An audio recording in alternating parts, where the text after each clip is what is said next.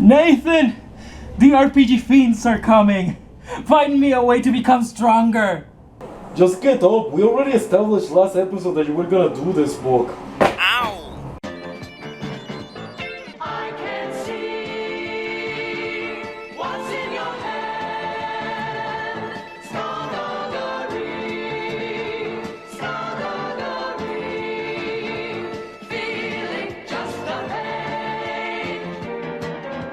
Killer smile.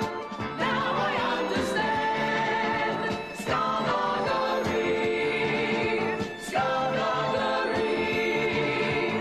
Shattered hopes and dreams all fall down. Yeah.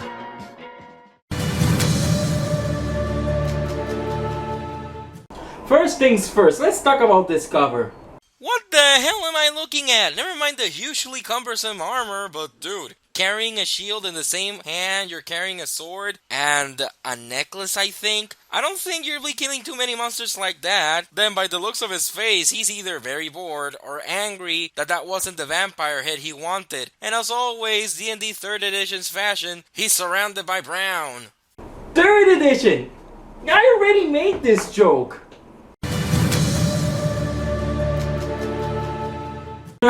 Instead of detailing how to summon fiends as any good tabletop RPG book would, this book wants to explain to us what a martial character is. And if you think that a martial character is somebody that fights with weapons, then you're probably right. The book explains that most of its material has been updated from older material. But if you really like using the old material, you should go ahead. You don't have to use the revised material if you don't want to. Rule 0, people. Of course you're gonna use what you prefer in a game. A book can't make you run something you don't want to. Only a game master can do that. And a good game master will use Rule 0 wisely and sparingly. Story trumps the rules.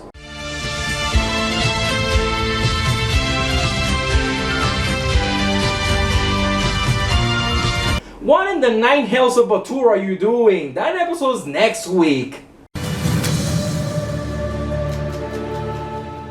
The first chapter details new classes, the first of which is the Hexblade. Imagine an evil paladin that can debuff people, granting them penalties to various roles. Now what's funny is that the Hexblade's curse doesn't really specify whether it stacks with itself or not.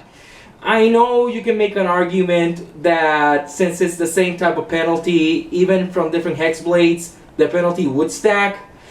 However, in 3.5, the land of things are very gray and very blurry.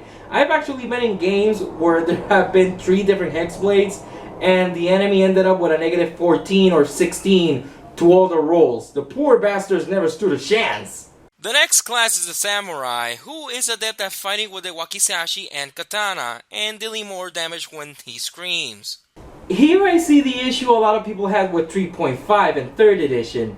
That a lot of people said it was too much like an MMO, and not as bad as 4th edition, but you know, the Kiai Smite literally states that you shout before attacking, you know, the whole "Hiya!" thing.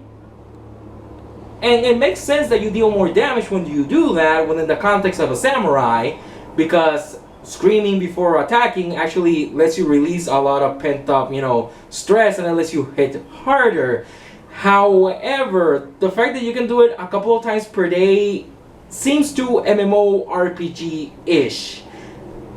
There's no real role-playing explanation to it. I mean, you could make an argument to, after you run out of Kiai Smite, you get laryngitis.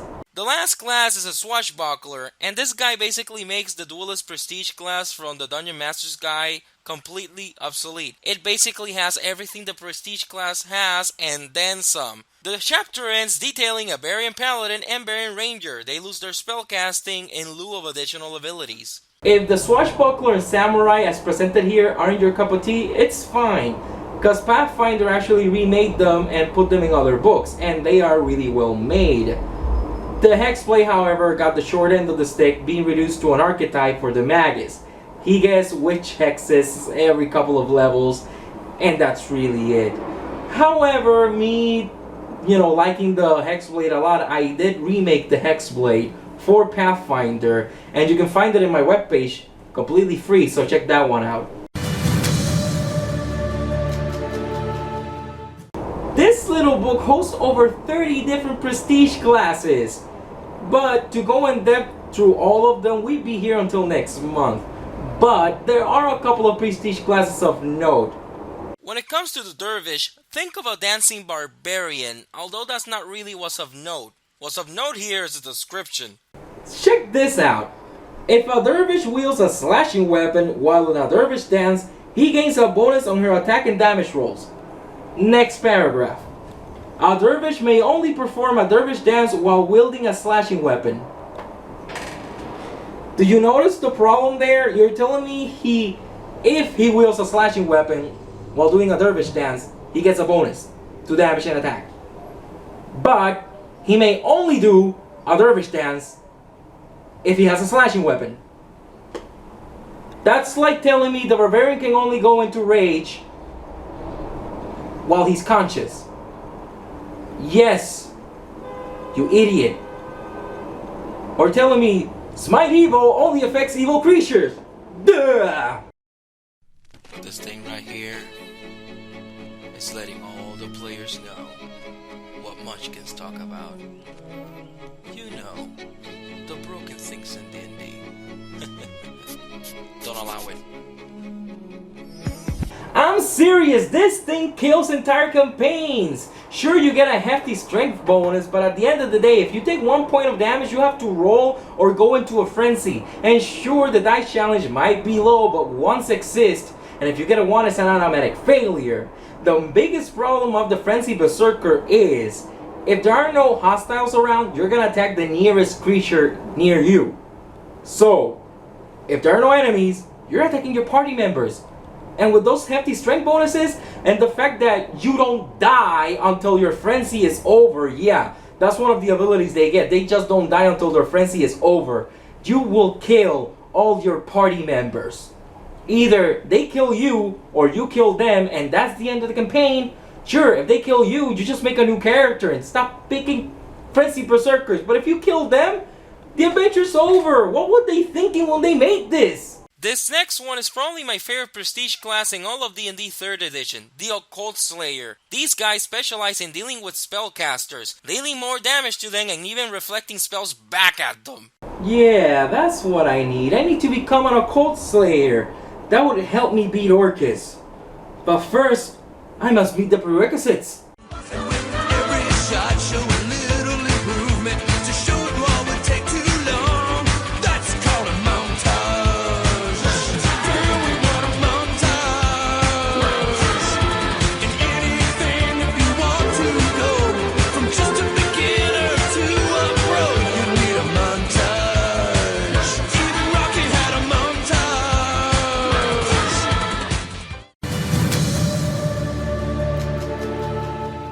The feat selection is pretty extensive, as to be expected from a combat-centric book. My favorite being the Arcane Strike feat. Of course, the Pathfinder version is superior just because you'll get more use out of it. The version in this book will be available at mid-levels only though, and you do have to spend a spell to use it. After that, we have the Divine feats.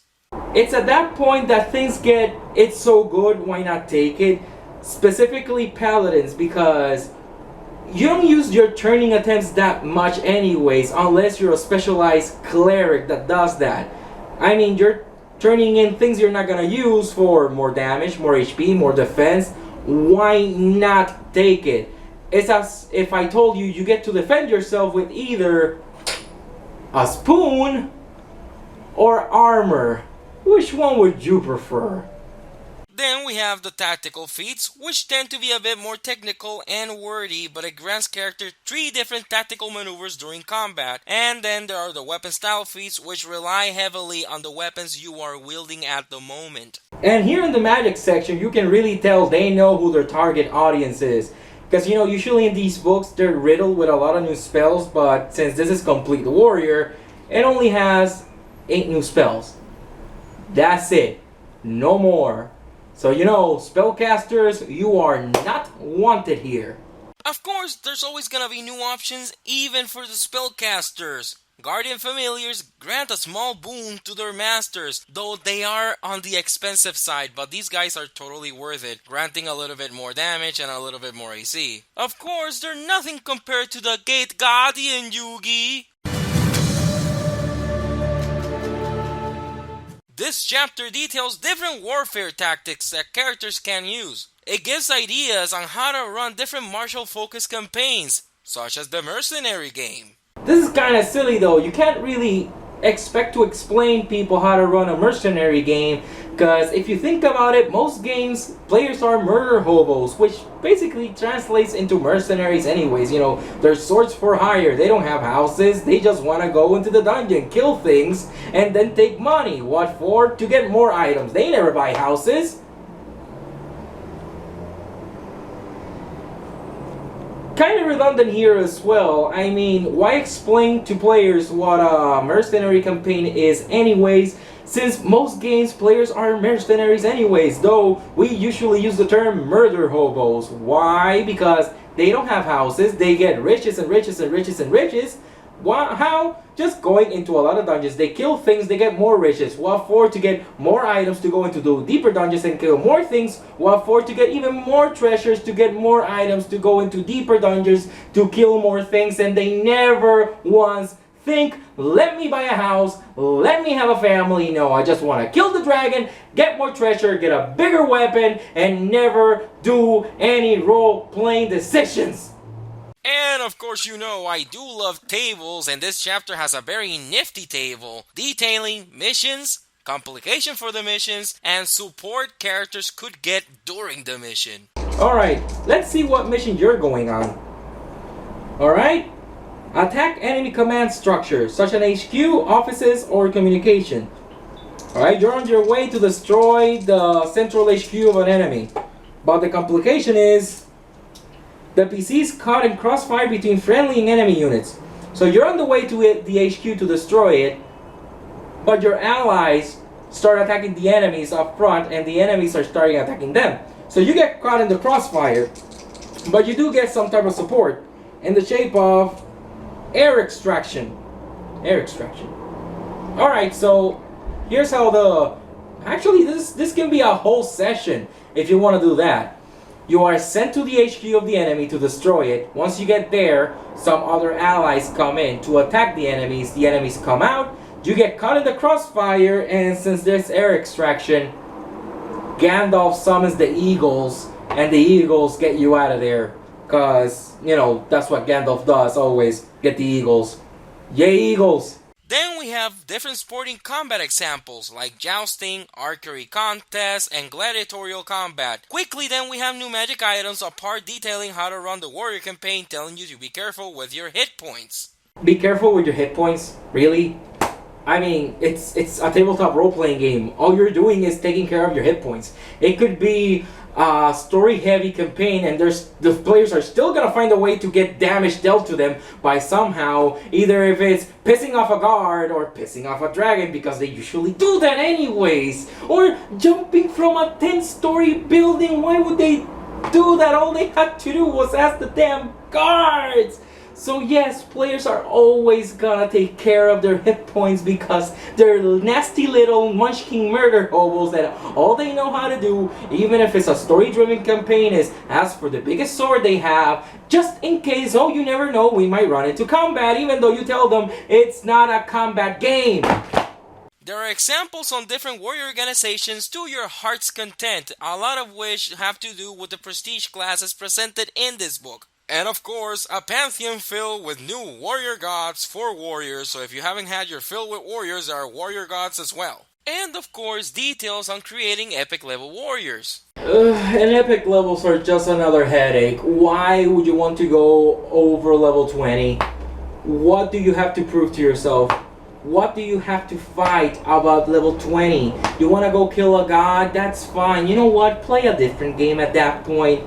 Because these rules, they're just redonkulous at that point. I mean, if you really want to do that, just, okay, Everybody has plus 30 divine to hit because I'm the game master and I decide what goes. And you'll have plus 100 to damage because why the hell not? And then you kill the entire game world and you have all the riches. And even though you're epic level, you have all the riches, you still don't buy a house for you. Now what's wrong with players? Seriously, buy yourself a house, so at least some little cottage that you can retreat to. Now I know some players do that, but it's so much the minority nowadays. I need to stop ranting and get back to the book. Yeah, epic levels, don't do them. I heard my book by showing it. The book ends with some new weapons as well as information on primitive weapons and improvised weapons, so you can min-max to your heart's content. In the end, remember what we've talked about today. This book is evil. You're gonna turn into a fiend worshiper if you read this because it's a tabletop role-playing game. That's what the conservatives tell you all the time, and we all know they're correct. And if you don't turn into a fiend worshiper, at the very least you're gonna turn into a frenzied berserker and kill all your family members. And do you really want to do that? No. Believe the conservatives, adventurers. This book is evil. It doesn't have adventure ideas. It doesn't have prestige classes. It doesn't have rules for tabletop role-playing games. That's what the designers want you to believe. And adventurers, remember, beware the sacrilege. Whatever may happen, you'll know that I'll always be the friend you can turn to when cold winds blow. And then you'll know that now and forever we're friends in this world.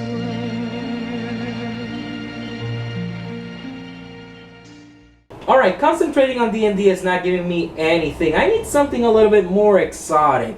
Dolphins!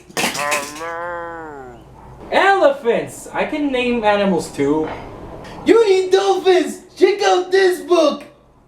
Everything is dolphins? What in the nine hells of Batur is this? I mean seriously! What the...